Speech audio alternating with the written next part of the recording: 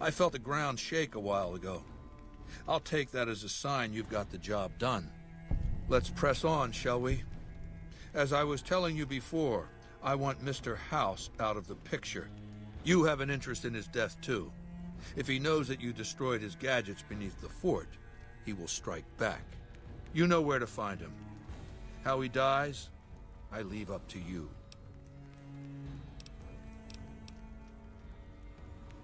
What did you want to know? My praetorians embody the martial ideals of my legion.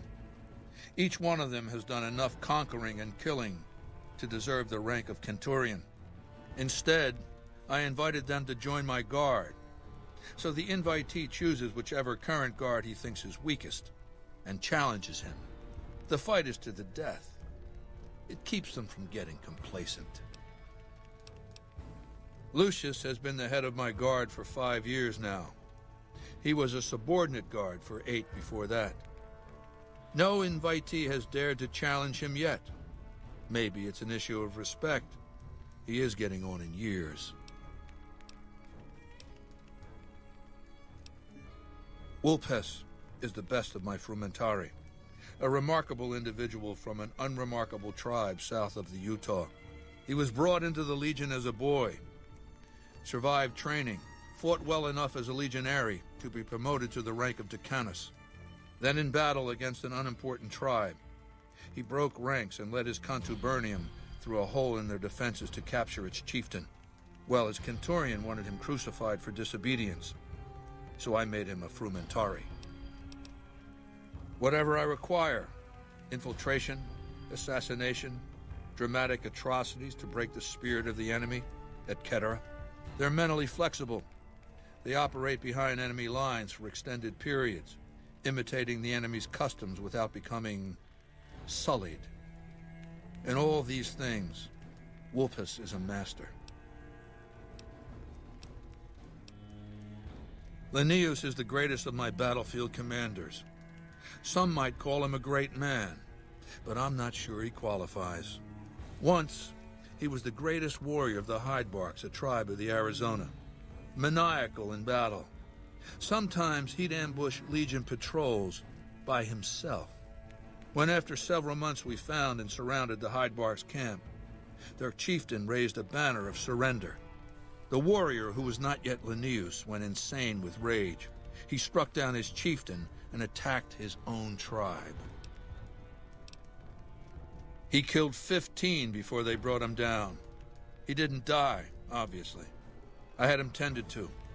He was maimed, most of his face torn off. It was days before he regained consciousness. When he did, I went to his bedside and showed him the helmet I'd had forged to cover his face.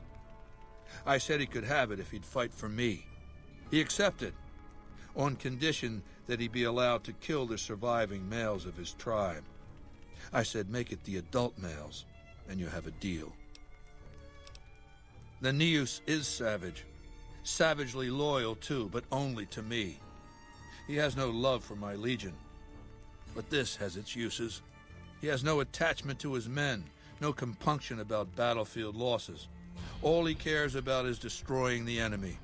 When another legatus or a centurion fails to achieve results, I send Lanius to make things right. His first step is to beat the failed commander to death in front of his assembled troops. Then he orders the ritual of decimatio. It means decimation, but in ancient Rome the word had a very specific meaning, a punishment for cowardice. The legionaries are lined up in ranks. Every 10th man steps forward and is beaten to death by his brothers. It instills a certain robust obedience. Yes, this time my legionaries will be more frightened of the commander behind them than the enemy before them. There will be no failure this time, no retreat, no years of gathering slaves and resources for another assault. With Lanius to drive the legion forward, the dam will be taken. It will be our bridgehead across the Colorado. It's not going to happen again, that's all I have to say about it. And I've heard it's a bad idea to tempt... Do you want my opinion as a former citizen or future conqueror? Actually, my opinion's the same either way. As a young man, I was taught to venerate President Tandy of Shady Sands, the founding mother of the new California Republic. Did you know her presidency lasted 52 years? And that her father, Aradesh, was the Republic's first president? Does that sound like a democracy to you? Or a hereditary dictatorship? Because the council didn't dare oppose her. She was too popular. She had the people's love. So things ran smoothly, more or less. And as soon as she was gone, as soon as there really could be democracy, what happened then? Ever since losing its queen, the NCR has been weaker, more diffuse. Democracy has been its weakness, not its strength. Greed runs rampant. The government is corrupt, accepting bribes from Brahmin barons and landowners to the detriment of citizens. The NCR is a loose conglomerate of individuals looking out for themselves. It's lost virtue. No one cares about the collective, the greater good. It's not built to last. I'm just hastening the inevitable. Of course, the most powerful my legion has faced. Also the first to which I am ideologically opposed. Until now, every tribe I've conquered has been so backwards and stunted, enslavement has been a gift bestowed upon them. My conquest of the Mojave will be a glorious triumph, marking the transition of the Legion from a basically nomadic tribe to a genuine empire. Just as my namesake campaigned in Gaul before he crossed the Rubicon, so have I campaigned and will cross the Colorado. I know he's a coward, hiding behind an army of robots ensconced in that tower of his like a wizard in one of those Grognak comic books. Some say he's a man, others a machine. I don't care. He's in the way. I've analyzed the region's tribe to determine how they might be useful. I may tell you more at a later time, if it suits me. Ironically, I was born a profligate myself, a citizen of the NCR. My family lived not far from the Great Boneyard. After raiders killed my father, my mother sought the followers' protection. I was 2 years old. She found work at their library, cooking and cleaning. I learned how to read, and soon I was taking courses, free of charge. Oh yes, raised in that tradition. And the teaching stuck. I was taught it was my responsibility to bring the torch of knowledge to the waste. I may have taken the torch part more literally than they intended. When I was 20, the followers sent me east to Grand Canyon. It was my first expedition. Just me and a physician named Calhoun. As an anthropologist and linguist, my assignment was to learn the dialects of the Grand Canyon tribes. What a fucking waste of time. If you think it's worthwhile to make smart people learn how to talk like backward savages, you're a follower of the apocalypse, or an idiot.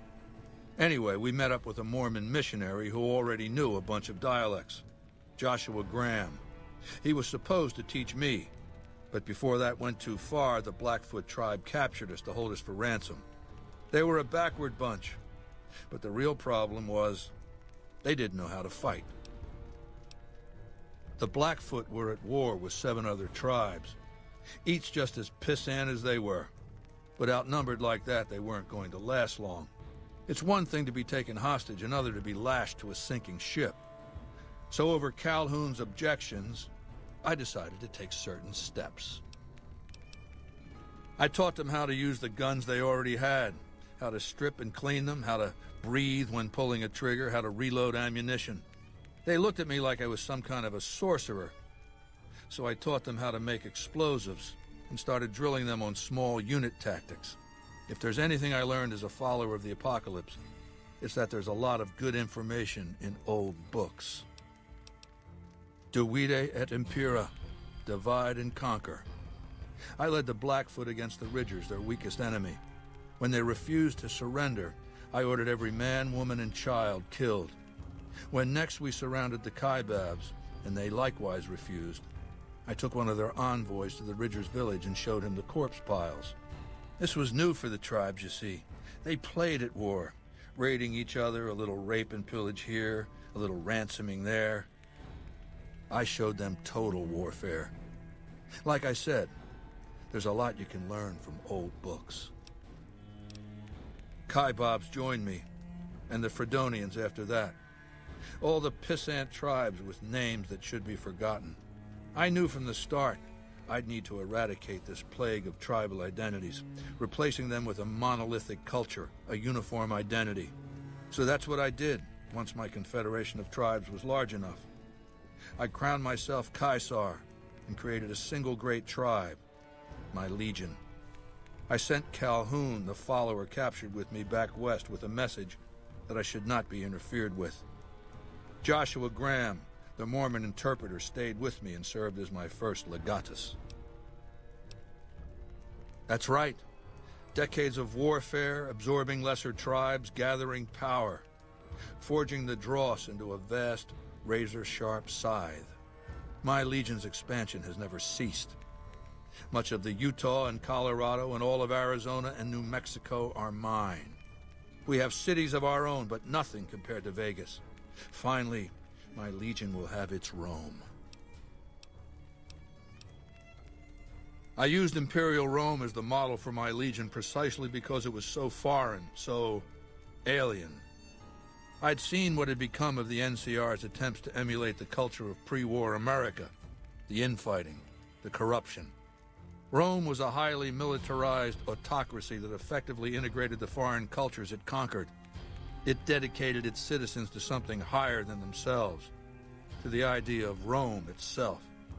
In Rome, I found a template for a society equal to the challenges of the post-apocalyptic world, a society that could and would survive, a society that could prevent mankind from fracturing and destroying itself in this new world by establishing a new Pax Romana.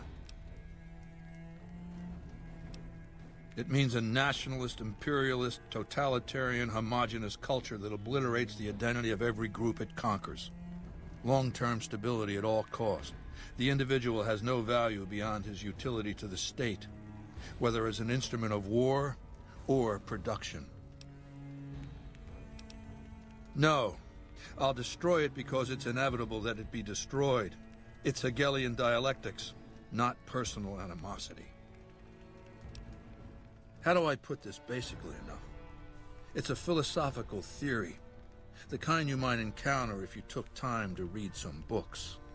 The fundamental premise is to envision history as a sequence of dialectical conflicts.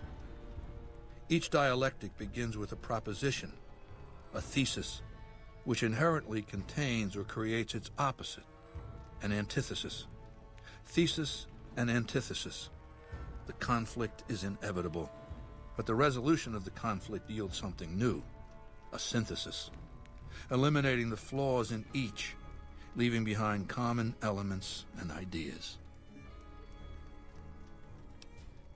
The bombs wiped the slate clean. Human civilization descended to a level of ignorance that effectively set our cultural progress back to zero. The NCR has all the problems of the ancient Roman Republic: extreme bureaucracy, corruption, extensive senatorial infighting. Just as with the ancient Republic, it is natural that a military force should conquer and transform the NCR into a military dictatorship. Thesis and antithesis. The Colorado River is my Rubicon. The NCR Council will be eradicated, but the new synthesis will change the Legion as well, from a basically nomadic army to a standing military force that protects its citizens and the power of its dictator.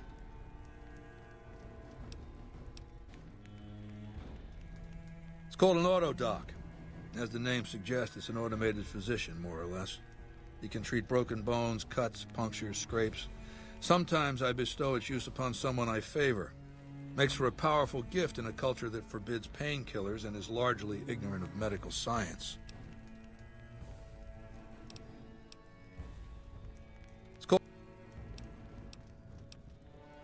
Complete your mission and return to me.